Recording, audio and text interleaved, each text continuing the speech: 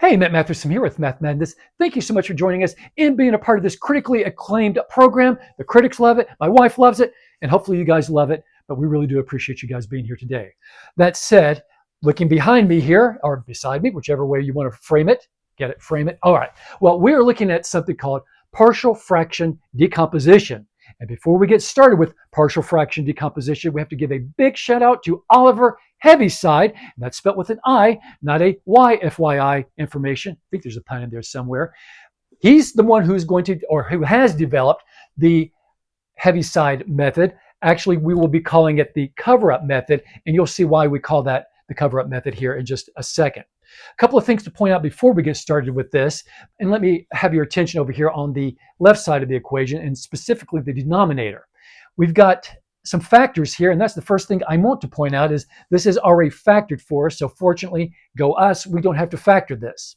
Second is there's no repeating factors, right? We don't have an x minus 1, another x minus 1, or the same here with an x and the x minus 2. And last but not least, we don't have anything raised to an outside power. These are all linear, right, is what I'm saying. We don't have 1 being raised to anything. We don't have 2 being raised to anything. So we've got that taken care of. And that makes this really conducive for the cover-up method. Cover-up method, what is it? Well, we're going to get to that right now. I'm going to put down my marker because for the cover-up method, I don't even have to have it right now. Again, yay us. All right, well, let's go ahead and talk about the A over here, and it's on top of this X, and so that's where we're going to start specifically with this X. Cover-up method in action right now. I'm going to cover up this X over here. This X directly corresponds with that X, and I'm covering it up because what's going to happen is I'm isolating for A over here, and I'm canceling out A over here when I do this, and I will explain that in another video in more detail. That being said, let's start with what we don't want this X to be. Yeah, we don't want it to be 0, do we? Okay, well, that being said, I'm covering it up over here, and all we're left here is now x minus 1 and x plus 2 in the denominator. And again, I'll show you how this all shakes out at another time. All right, well, we will be plugging in the value of this, though, for all other x values. And on the numerator, that's going to give us a 0 in that x, and 2 times 0 is obviously 0, and 0 minus 1 is minus 1 on top. Hold that thought. Let's deal with the denominator. Again, we've got 0 minus 1 here and a 0 plus 2. And in my world, a negative times a positive will give us a negative 2 on the bottom. I've got a negative 1 on top and a negative 2 on bottom. That will shake out to, right, a positive 1 over positive 2. I didn't even have to write anything down. Cover-up method in all its glory. But I will be writing it down, obviously, because we're going to be solving for A, B, and C. I don't think the Jackson 5 could do it any better, although I think they already did. All right, that said, let's go ahead and solve for A again. We'll just restate, well, actually, I'll write out what I just stated here. And we know that that X value is 0. I'm going to plug that in right now. 1 is going to be subtracted from that. On our denominator here, we will cover that back up again. I'm going to be dealing with this X minus 1 here in parentheses, so I know that's 0 minus 1. And that's going to be X plus 2, and that's going to be our 0 plus 2 in this case. We've already solved for this again, so I'm just going to write down negative 1 over our negative 2. We know that is our negative 1, or our positive 1 over positive 2. Well, since we're rolling along, let's deal with B since we're here. And B, what don't we want this X to be?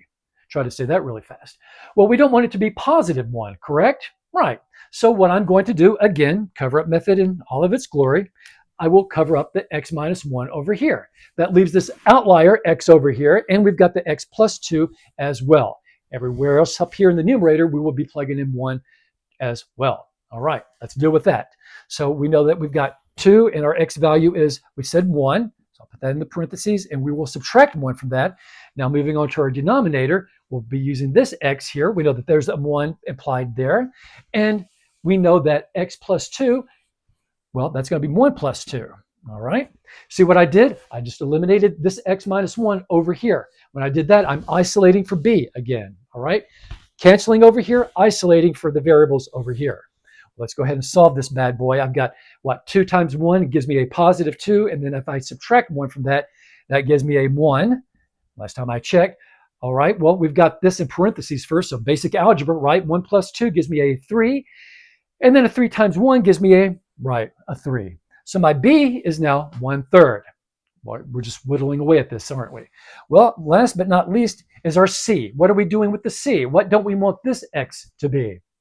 Right, we don't want it to be a negative 2. So I will be covering it up over here. That will be me be me isolating. See if I can say that without giggling about it. All right, well, we'll cover up x plus 2 over here, and let's go ahead and just plug in these values. We know we've got 2 in the numerator. That x is going to be -2 on top, and we will be subtracting a 1 from it as well, like we've done previously.